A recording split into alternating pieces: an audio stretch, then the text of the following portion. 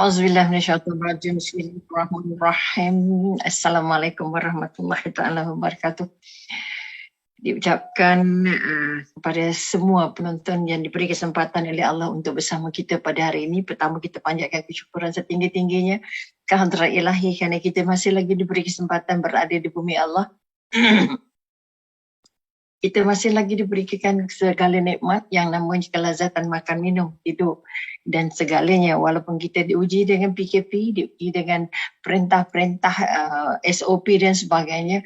Namun begitu, kita harus melihat bahawa kekuatan-kekuatan ini adalah sebahagian dari hadiah dari Allah untuk kita melihat, mengkaji siapa kita sebenarnya. Okay, kita sudah pun setahun lebih berada dalam suasana diuji Allah, suasana di mana kita diminta untuk melatih diri supaya kenal tentang siapa diri kita, dan kita diminta melatih siapa anak kita, siapa suami kita, siapa isteri kita, dan siapa orang di sekitar kita. Maka kekuatan yang kita nak angkat ialah PKP ataupun kita kata coronavirus memberikan satu impak yang sangat besar untuk kita melihat dan menyemak semula. Siapa kita sebenarnya di mata Allah, siapa kita sebenarnya di mata suami dan mata isteri, dan siapa anak kita sebenarnya di hati kita. Bercakap soal hati. Jadi sekali lagi kita panjatkan juga ucapan Allahumma salli ala sayyidina Muhammad kepada Rasulullah sebagai tanda bahawa kita sedang menuju untuk bertemu baginda untuk layak masuk syurga. Maka Allahumma salli ala sayyidina Muhammad harus menjadi sebahagian daripada buah bibir untuk kita tuturkan setiap saat dan ketika. Juga saya ucapkan selamat sampai atau selamat datang kepada semua penonton. Jangan lupa like and share page Dewan Dakwah Majlis Dakwah Negara yang terus sentiasa untuk berusaha untuk memeriahkan ataupun untuk menjadikan kita katakan tazkirah pagi sebagai satu daripada huluran tangan dari Allah untuk kita melihat sejauh mana kita mampu membantu untuk menghidupkan kekuatan-kekuatan yang ditinggalkan oleh Rasulullah, untuk menjadikan Islam sebagai syiar dalam kehidupan dan dalam lesen untuk menjadikan kita layak untuk menjadi hamba Allah, menjadi khalifah Allah, dan akhirnya layak dipilih untuk menjadi calon syurga Allah, insya-Allah. Jadi kita tidak dapat percuma tentang syurga Allah selagi kita belum merasa bahawa kita sebenarnya adalah hamba Allah. Apapun jawatannya, apapun pangkatnya, apapun kedudukannya, apapun gelarannya, banyak ke hartanya, sikit ke hartanya, besar ke rumahnya, hebat ke orangnya dan sebagainya, tanpa ada perasaan bahawa ataupun keyakinan kuat bahawa saya adalah hamba Allah, maka semua kekuatan, semua kehebatan, semua nikmat yang dibekalkan oleh Allah tidak akan menjadi apa-apa selagi kita belum menunaikan tanggungjawab paling penting, iaitu menjadi hamba Allah. Kita jangan sampai menjadi hamba dunia, menjadi hamba keluarga, menjadi hamba perut, menjadi hamba harta, dan akhirnya kita lupa kita adalah hamba Allah. Kerana itu kita katakan sekali lagi, mari kita menyemak hati kita. Bercakap tentang hati bermakna kita bercakap tentang jasad dan roh kita. Kerana hati itu merupakan stesen paling besar, hubungan paling atau kita kata pencawang paling besar untuk Allah memancarkan apa yang Allah nak bagi pada kita. Sebab itu sekali lagi soal hati adalah merupakan satu soal yang paling penting. Sebab itu kita ada banyak ungkapan-ungkapan yang ada kaitannya dengan hati, sakit hati, hancur hati, patah hati, jatuh hati, terasa hati, luka hati dan sebagainya. Kerana hati merupakan jentera atau penjana kuasa yang paling besar untuk menentukan kita layak atau tidak masuk untuk menjadi hamba Allah yang benar-benar diridai, hamba Allah yang benar-benar kita kata diterima ibadahnya, dan hamba Allah yang benar-benar bersedia untuk dijemput ketika sampai masanya. Oleh sebab itu sekali lagi mari kita melihat ke dalam hati. Kalau dipesan oleh Rasulullah, hendaklah anda menumpahkan perhatian pada hati. Hendaklah anda menumpahkan perhatian pada hati dan batin anda. Kita paling banyak memberi masa, kesempatan, perhatian kepada jasad. Mandi 3 kali sehari, pakai baju cantik-cantik, pakai minyak wangi cantik-cantik, wangi-wangi dan sebagainya. Dan kita merasa bahawa dengan menjaga jasad itu sudah sempurna tanggungjawab kita sebagai hamba Allah. Sebenarnya belum. Kalau sekadar menjaga jasad, ataupun kita kata menjaga fizikalnya, menjaga luarannya saja. Kita belum lagi layak dipanggil orang beriman. Kita belum lagi layak dipanggil orang yang bertakwa. Kita belum layak lagi dipanggil orang-orang yang benar-benar redha dengan apa yang Allah berikan. Allah berikan tubuh kita sebagai baju kepada hati, baju kepada jiwa, sarung kepada apa yang kita katakan batin kita. Oleh itu kita katakan apa yang terhasil daripada jasad ini menggambarkan apa yang hadir di dalam hati dan apa yang tergambar di dalam batinnya. Apa warna batinnya? Adakah warnanya ceria, warnanya muram, warnanya suram ataupun warnanya tidak gembira? Oleh sebab itu sekali lagi ramai orang mencari hamba putar seluruh dunia untuk mencari selesanya jasad. Melancong ke sana sini, makan di tempat-tempat yang paling hebat dan juga mencari apa saja untuk memuaskan pertama apa yang namanya selera, kedua apa yang namanya nafsu. Tapi akhirnya kita akan juga bertemu dengan namanya jemu. Oleh sebab itu sekali lagi kepada mereka, sebab itu pesanan pertama, hendaklah kamu menumpahkan perhatian. Bila kita kata menumpahkan perhatian, buku rujukan Umi ialah buku yang kita kata Nasihat Agama dan Wasiat Iman yang ditulis oleh Habib Abdullah Alawi Al-Hadid. Maka dia mengatakan menumpahkan perhatian bermaknanya beri perhatian yang lebih besar kepada hati daripada memberi perhatian kepada jasad. Kita pula terbalik. Kita tak kisahlah hati ni macam mana, tapi yang penting jasad mesti nampak tertampil dengan bentuk yang baik.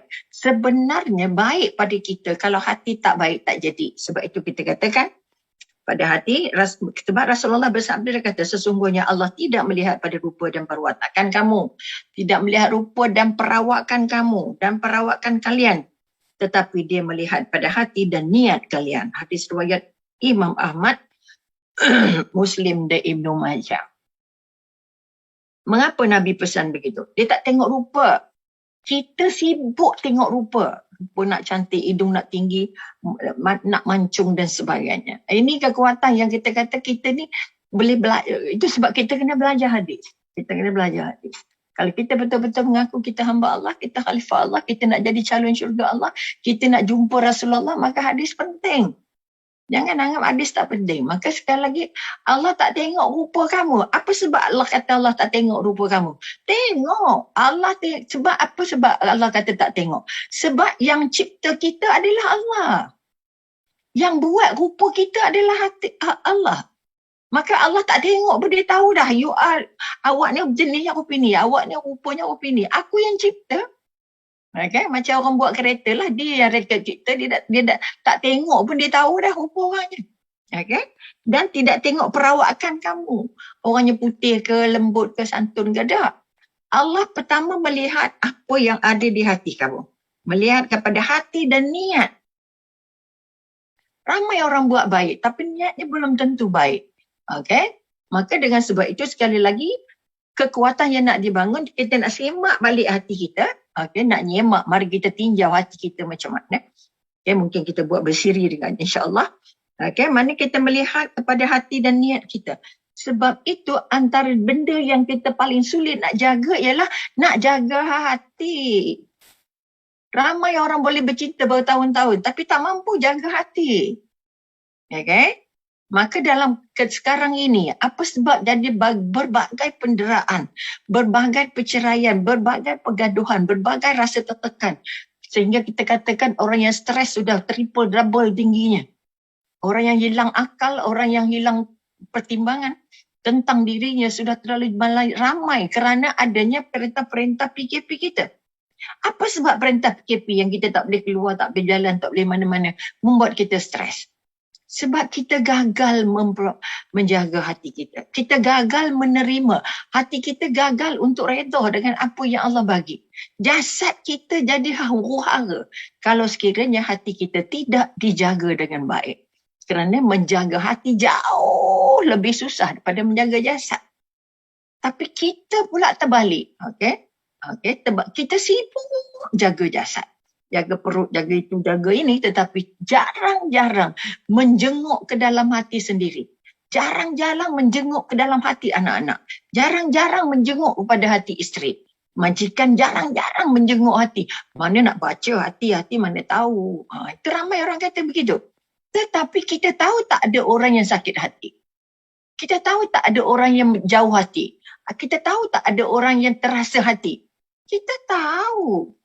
Okay, body language-nya atau bahasa tubuhnya menggambarkan. Memang kita ni kan penting sangat pun. Ayatnya menggambarkan, wajahnya, mimik mukanya menggambarkan, penampilannya menggambarkan. Maka kekuatan yang nak dibangun sekarang ialah mari kita semak balik, kita kata apa tadi? Apa niat kita? Okay? Niat kita jadi ayah sebagai apa? Niat kita sebagai ibu apa? Bukan niat nak pergi sana pergi sini je. Niat kamu jadi hamba Allah nak jadi apa? Okay? Kalau saya kata saya dibenarkan hidup sekarang, tak kira lah kalau dulu dosa banyak. Sekarang saya nak bertaubat. Okay, saya nak bertaubat sebab kita nak jaga niat. Kenapa saya hidup? Kenapa saya dihidupkan? Kenapa saya diizinkan kahwin? Kenapa saya diizinkan ada anak? Kenapa saya diizinkan ada cucu? Kenapa saya diizinkan berbagai macam-macam? Kerana kita banyak benda yang Allah izinkan, makanya kita kena semak niat kita. Okay? Kalau dalam perintah berkurung saja kita tak boleh menjaga hati. Kita nak jaga apa lagi? Sebab itu kita kata rumah besar jadi sempit kalau hatinya sakit. Tapi rumah kecil jadi lapang kalau hatinya lapang. Sebab itu yang membuat kita rasa bahagia jadi hamba Allah apabila kita lapang dada menerima apa saja yang Allah bagi. Okay? Kita mampu mengolah hati kita ini, ya Allah, coronavirus ini atau COVID-19 ini adalah kerjanya Allah.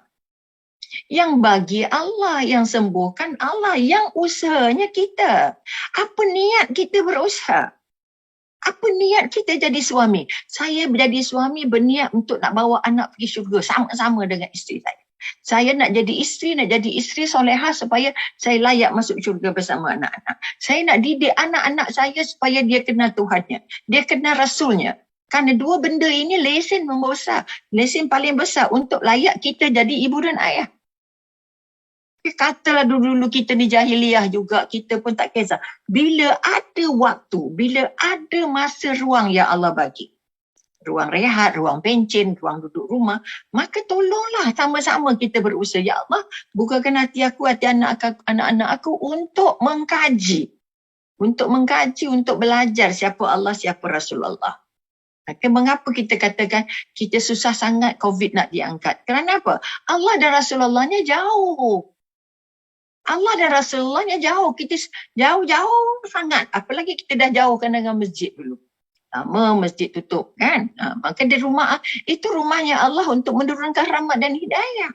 Tapi kita tinggal. Sekarang ini kita solat ikut cara mana? Itu kita ikut cara SOP, bukan cara Rasulullah.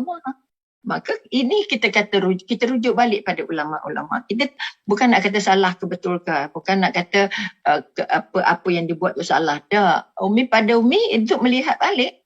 Sebab itu kadang-kadang kita kata solat di rumah tu lebih baik. Kalau kita banyak sangat pantang larangnya di SOP dalam masjid. Jarak, letih kita. Maka kekuatan yang nak diangkat balik. Apa niat kita? Kalau yang maknanya betulkan balik niat kamu, kerana niat kamu itu adalah datangnya dari hati.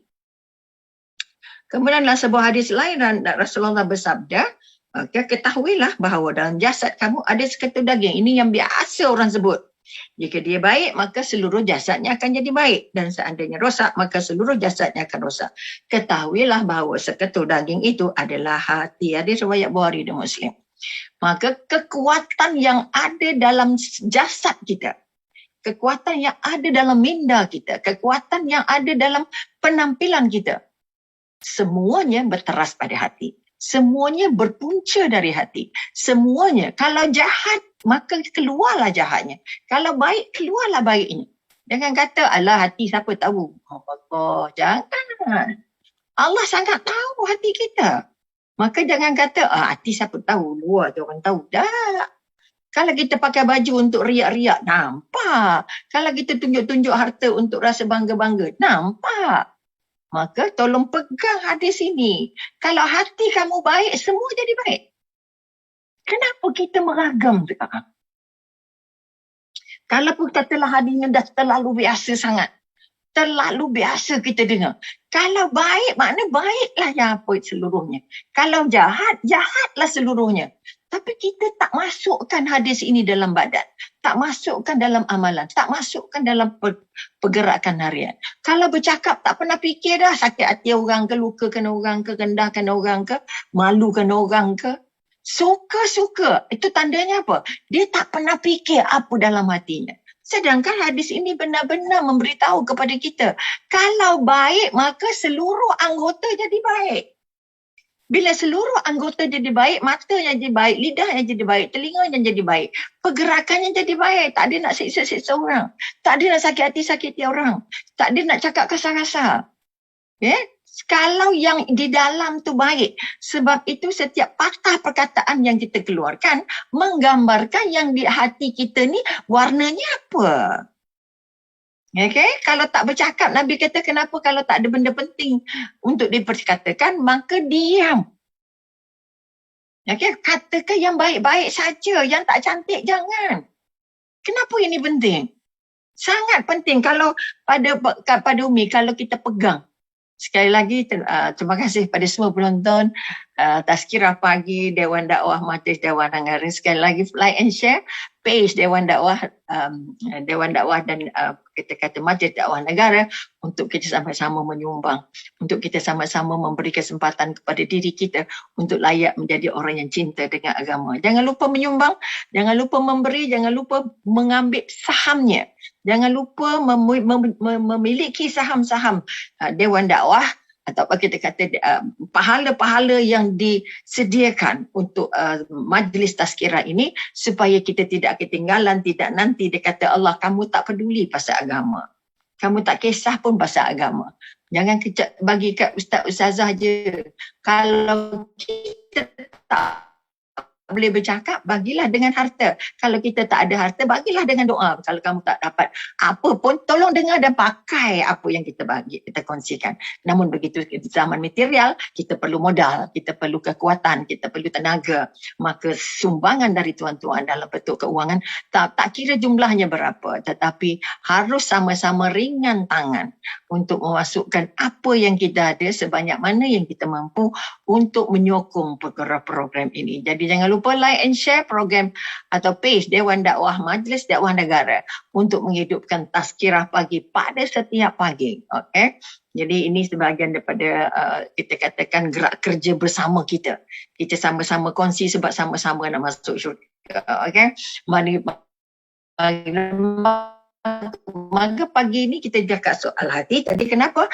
Kita nak tengok balik. Kalau kenapa banyak kejadian-kejadian penderaan, pergaduhan, perpisahan, perceraian, pukul-memukul, penderaan semua berlaku. Sedangkan kita dalam rumah, kerana makan ada, cukup semua makan pakai ada, boleh tidur. Duduk rumah sendiri, bukan duduk dalam kemah. Duduk dalam rumah sendiri dengan isteri sendiri, dengan anak-anak sendiri. Mengapa tidak boleh ada kedamaian? Kenapa tidak boleh ada ketenteraman? Kenapa tidak ada boleh rasa dekat sangat? Kita bukan selalu duduk rumah sama-sama dengan anak-anak. Kerana tidak pernah menyemak. Mereka kata semak, mari kita semak hati kita. Kita jarang-jarang menyemak. Okay? Kita menyemak makan apa, nak lauk apa, nak sayur apa. Okay? Tapi kita jarang menyimak apa dalam hati saya. Dalam hati saya, isteri saya ni siapa? Okay? Dia bukan milik kita. Dia adalah hadiah dari Allah untuk seorang suami. Hadiah teragung daripada Allah untuk seorang suami ialah isteri soleha. Isteri soleha ialah isteri yang bukan saja sayang suaminya, tetapi paling utama dia sayang Allah dan Rasulullah-Nya. Kalau dia sekadar sayang suami, sayang itu tidak akan kekal. Okay? Umi baru saja dapat apa kita kata satu luahan rasa, curhat. Bahawa walau dalam keadaan isterinya mengandung. mengandungkan anak dia, maka suami boleh berlaku curang. Bayangkan akhirnya anak itu meninggal dalam rahim, dan walaupun dah sampai masa untuk bersalin. Kerana terlalu stres. Isteri terlalu murung. Akhirnya anaknya meninggal. Bayangkan macam mana keadaan boleh terjadi benda kecil macam besar, besar macam kecil. Puncanya apa? Kerana tidak pernah menyemak. Kita jarang semak hati kita. Maka sekali lagi mari kita sama-sama pegang kekuatan. Baik yang di dalam, maka baiklah yang keluar. Buruk yang di dalam, buruklah yang keluar. Maka kalau kita sentiasa memaparkan yang buruk-buruk, cakapnya buruk, mukanya buruk, geraknya buruk, amalannya buruk, apa yang dibuat tak ikhlas, nak minta pujian, nak minta apa kita kata sanjungan, maka itu menggambarkan hati kita selamanya tak baik. Bila selamanya tak baik, bila masa nak buat baik? Okay? Bila hati kita tidak pernah dapat kebaikan, dalamnya tidak pernah ada kebaikan, maka tidak akan terkeluarlah kebaikan. Sama juga kenapa ada orang kaya yang tak nak sedekah. Sangat ramai. Okay? Kerana apa? Kerana dia rasa itu harta dia. Kerana hatinya sudah sangat terpaut dengan harta. Hatinya sudah penuh dengan dunia. Maka cinta dunia dan cinta harta akan menjadikan kita berkelakuan seperti orang yang tidak bertuhan lagi. Ini masalah besar. Dia ada Tuhan di bibir tapi tidak ada Tuhan di hati. Hingga akhirnya hilang ibadah, hilang rasa santun, hilang rasa hormat dengan Allah, hilang rasa nak dekat dengan Allah, hilang rasa nak berjuang kerana Allah, hilang rasa pentingnya Allah dalam kehidupan. Kerana dia sudah berada di puncak, maka dia merasa dia tidak akan jatuh lagi. Maka akhirnya kita takut nanti kita sebenarnya berada dalam keadaan yang sangat bengkerap disebabkan tadi kita kata hadis yang pertama, tadi kita kata hadis yang kedua, okey? Kekuatan yang kita nak jaga sekarang. Aku cakap ni yang elok ke tak elok? Aku buat ni yang orang suka ke tak, yang Allah suka ke Allah tak suka? Kadang-kadang kita suka, kita buat untuk yang kita suka. Untuk kita suka, untuk orang lain suka. Tetapi kita tak pernah fikirkan yang aku buat ni Allah suka ke tak? Yang aku buat ni Allah suka ke tak? Ini kekuatan yang kita nak angkat. Maka sekali lagi mari kita sama-sama melihat pagi ini. Okey, kerana itu anda wajib memperhatikan. Kita wajib memperhatikan hati serta menumpukan segala perhatian. Segala perhatian. Bukan sikit-sikit punya kerja. Segala perhatian. Minta maaf banyak. Segala perhatian untuk memperbaiki dan meluruskan. Nak luruskan balik. Pertama nak bersihkan, nak perbaiki. Kemudian nak luruskan sebab hati itu cepat berbolak balik. Cepat berbolak balik dan selalu berubah-ubah. Sekejap suka, sekejap tak suka, sekejap nak, sekejap tak nak. Macam-macam. Maka sekali lagi kita kata beri tumpuan sepenuhnya. Beri perhatian sebanyak-banyaknya. Okey?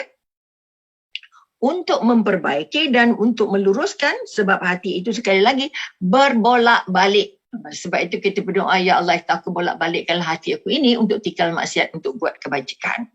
Sesungguhnya engkau lah pemegang hati yang berbolak-balik. Ni bila kata berbolak-balik, tidak ada yang pasti. Kalau tidak ada yang pasti, kita bimbang hati kita sekejap tegak, sekejap bengkok, sekejap belok, sekejap dan sebagainya. Maka kita katakan, sebagaimana sabda Rasulullah yang berikut, yang bermaksud, sesungguhnya hati itu lebih cepat berbolak-balik dari air yang sedang mendidih dalam periuk. Kalau kita masak air, kita tengok air itu blub. Nah, berubah-ubah. Mulanya airnya tenang, kemudian dia nampak balik sikit manik, buat. Kemudian apa terjadi? Dia mendidih. Okey? Maka hati itu seperti itulah. Seperti kita kata seperti air mendidih di dalam periuk. Maknanya dia bergoncang-goncang. Artinya dia boleh berbolak-balik dan boleh berubah bila-bila masa. Sebab itu ada orang yang kahwin, saya dah tak sayang awak dah. Dulu saya sayang awak, sekarang saya tak sayang dah. Dulu saya suka ini, sekarang saya tak suka ini, dan sebagainya. Okay? Maka dengan disebabkan itu, disebabkan hati kita yang sentiasa berbolak-balik ini, okay? Maka Rasulullah sentiasa sering berdoa. Sering berdoa yang bermaksud, wahai zat yang membolak-balikkan hati. Wahai zat yang membolak-balikkan hati. Siapa yang bolak-balikkan hati kita? Allah. Wahai zat yang boleh membolak-balikkan hati. Okay? Tetapkanlah hatiku di atas agamamu. Tetapkanlah hatiku di atas agamamu. Maknanya hadis riwayat Ahmad, At-Tirmizi dan lain-lain. Maka tolong sekali lagi setiap kali solat kita berdoa, gunakan doa yang Allah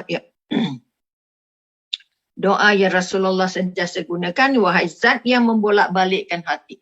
Wahai zat yang membolak-balikkan hati, maka tetapkanlah hatiku atas agamamu.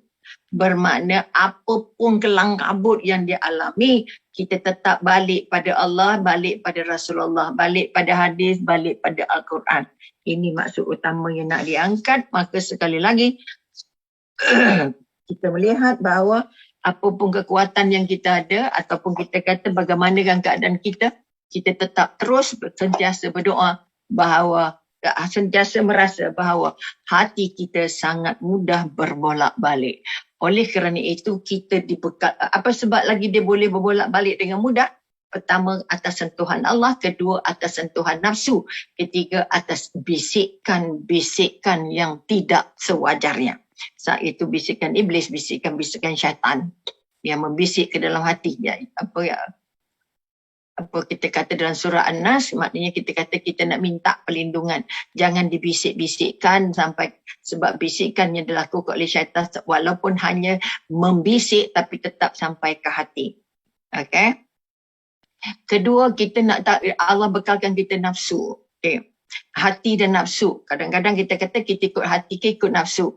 Nafsu ini adalah musuh yang Allah memang masuk ke dalam hati, dalam badan kita, dalam tubuh kita, dalam hati kita untuk menguji siapa yang belajar tentang Allah, siapa yang dekat dengan Allah, siapa yang faham Rasulullah, siapa yang nak jumpa Rasulullah, siapa yang ingat akhirat, siapa yang ingat ada dosa, siapa yang ingat ada balasan syurga dan neraka. Semua ini dipegang oleh hati. Oleh sebab itu sekali lagi Rasulullah bersabda, sesungguhnya hati-hati manusia berada di antara dua jari dari jari-jari Allah. Mengapa kita tadi, ya Allah ya Tuhanku? Okay, doa Rasulullah bagi kita apa tadi kita kata? Ya Allah ya Tuhanku, wahai zat yang membolak-balik hati, tetapkan hatiku pada agamamu. Maknanya kita tidak apapun yang terjadi pada kita, kita tetap berpegang pada agama. Itu yang penting sekali. Kemarin kita kata sesungguhnya hati manusia itu berada di antara dua jari jemari Allah. Bermakna kita kata jangan bayangkan macam jari kita.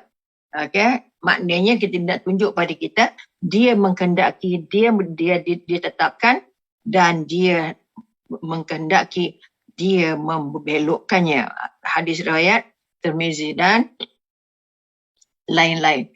Maknanya kita kena pegang balik, kena ingat balik. Okay? Hati kita berada di antara jari-jari Allah. Bermakna Allah yang boleh pusing-pusingkan. Okay? Allah yang boleh gerakkan, Allah yang boleh ubah. Oleh sebab itu pertama sebagai mesti ingat balik, lesen kita di bumi ini, lesen pertama ialah hamba Allah. Kalau kita jadi apa pun, tak ada lesen hamba Allah ni, tunduk dengan Allah, taat dengan Allah, ikut perintah Allah, tinggal larangan Allah. Ini kita kata modal orang takwa. Ikut perintah, tinggal larangan, takwa lagi. Okay? Maka oleh kerana hati, Nabi kata hati kamu, dia berada di antara dua jari yang Allah, maka Allah lah yang pusingkan, Allah lah yang luruskan, Allah lah yang bersihkan, Allah lah yang belokkan. Bergantung pada ilmu yang kita ada, bergantung pada amal yang kita buat, bergantung kepada kekuatan-kekuatan kita untuk mengenali Allah. Maka dengan sebab itu, jangan terlalu mudah. Oleh kerana digenggam oleh Allah. Maka kalau kita tak kenal yang pegang hati kita, kita tak sayang dengan yang pegang hati kita tak rindu pun nak jumpa Allah, kita tak kisah pun perintahnya, kita langgar saja larangannya, mana mungkin Allah nak balik-balikkan hati kita menjadi lurus. Macam mana Allah nak balik-balikkan hati kita rasa dekat dengan Allah. Macam mana Allah nak balik-balikkan hati kita supaya kita rasa tenteram. Ini kekuatan-kekuatan yang harus disedari bahawa lesen pertama ialah jadi hamba Allah. Siapa pun kita, di mana pun kita, jawatan apa pun kamu ada, kalau tak ada jawatan ini mengiringi, menjadi teras kepada apa yang sedang kita pegang, semua yang kita pegang itu akan lucut, akan hilang. Yang tinggal adalah hamba Allah. Kedua, kita nak jadi lesen kedua kita untuk kata-kata tadi, hati kita digenggam Allah. Macam mana nak rasa dekat? Lesen kedua yang kita mesti ada. Saya adalah khalifah Allah. Apa pun yang kita buat, apapun amal yang kita lakukan, apapun ibadah yang kita buat di dalam keluarga, di jabatan, di mana-mana, jawatan apa pun yang kita pegang, tolong pegangkan. Ini adalah khalifah. Aku khalifah, buat kecil ke, buat besar ke, buat panjang ke, pendek ke, sikit ke, banyak ke, okay? Semua ini aku buat kerana aku dilantik Allah sebagai khalifah. Kamu khalifah di bumi. Kalau kita ambil cerita Nabi Sulaiman, ya Allah, ambil berat pasal semut. Okay? Ambil berat pasal binatang-binatang. Ya Allah, dalam mesyuarat binatang-binatang satu ekor je tak ada, burung but-but je. Burung hut-hut tak ada. Nabi kenal, tahu tak ada. Boleh bayangkan macam mana hebat.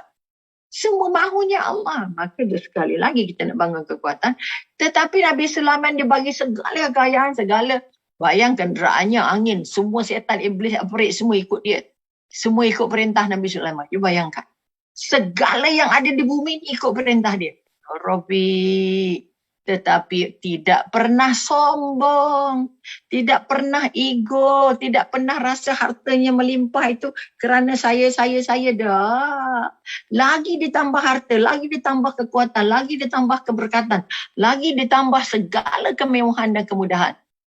Selagi itu ya Allah, ini adalah anugerah-Mu ya Allah, ini adalah kurnia-Mu ya Allah untuk menguji aku ya Allah.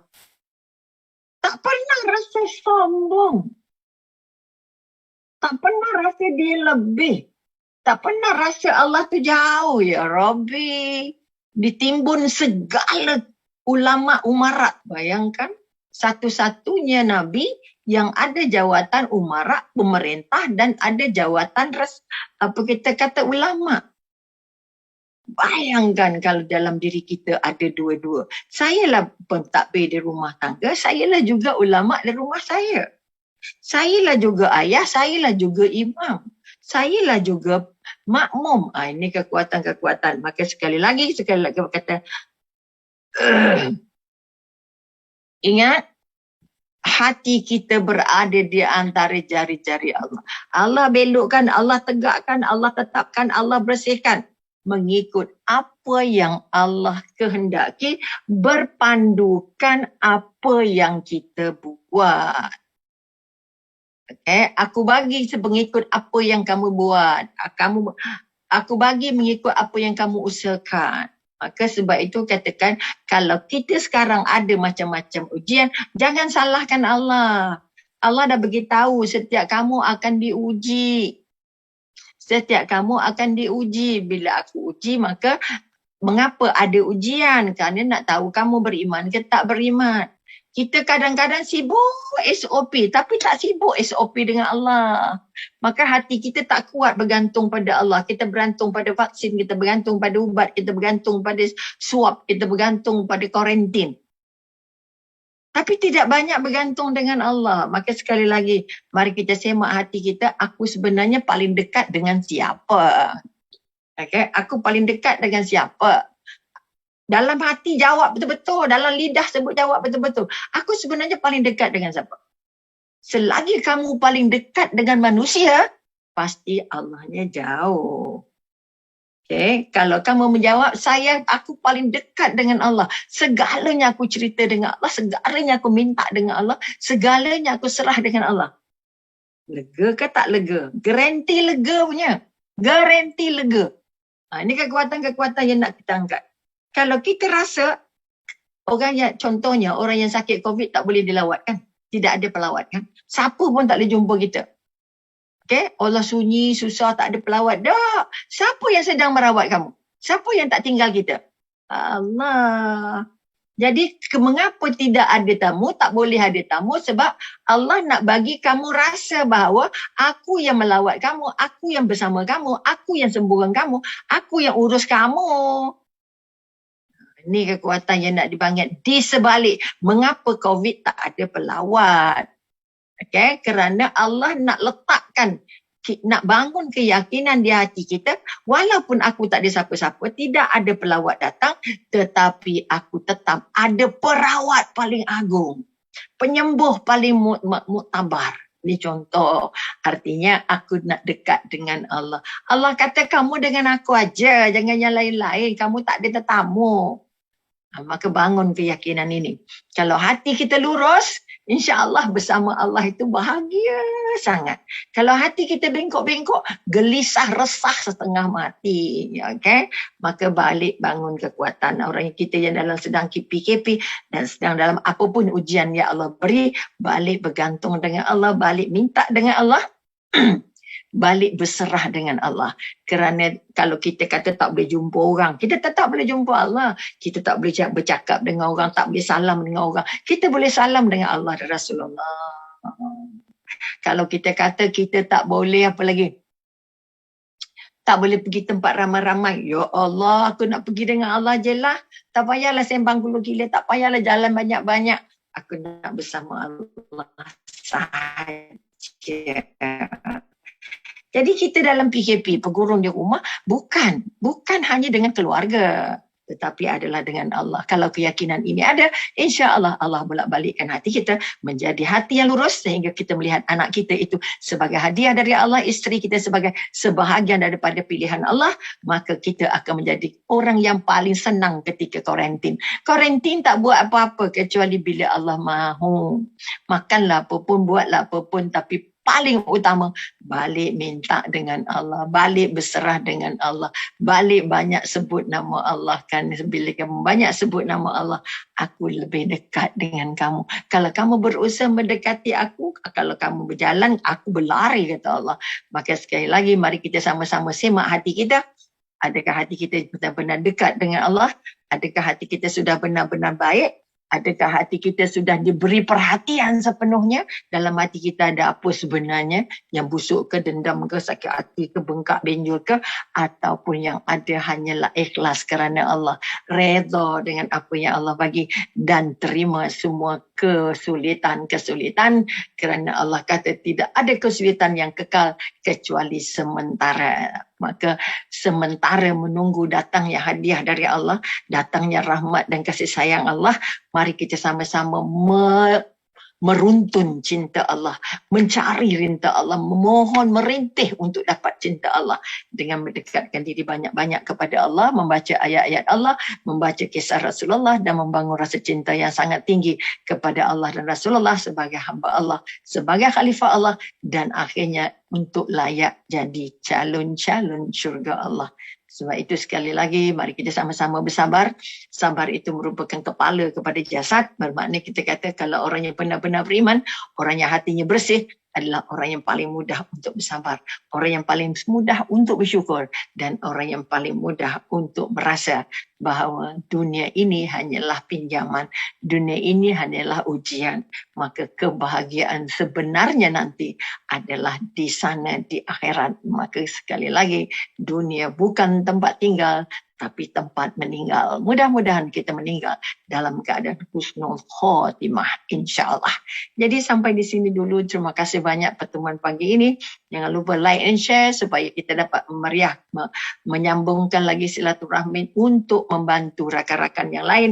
Dan jangan lupa sumbangan anda untuk Dewan Dakwah Majlis Dakwah Negara untuk kita terus merasakan bahawa cukup biaya untuk meneruskan tugas menjadikan Tazkirah Pagi sebagai satu daripada sarapan pagi juadah untuk semua jiwa-jiwa yang bersih, hati-hati yang suci, insya-Allah.